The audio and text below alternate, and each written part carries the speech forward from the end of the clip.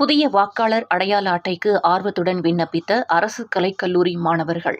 நாடாளுமன்ற தேர்தல் அடுத்த ஆண்டு நடைபெறவுள்ள நிலையில் அதற்கான பணிகள் தமிழ்நாடு முழுவதும் தீவிரமாக நடைபெற்று வருகிறது. அந்தந்த மாவட்டங்களில் தேர்தல் பிரிவு அதிகாரிகள் தொடர்ந்து பணியாற்றி வருகின்றனர். இந்நிலையில் கோவை அரசு கலைக்கல்லூரியில் புதிய வாக்காளர் சேர்ப்பு முகாம் நடைபெற்றது.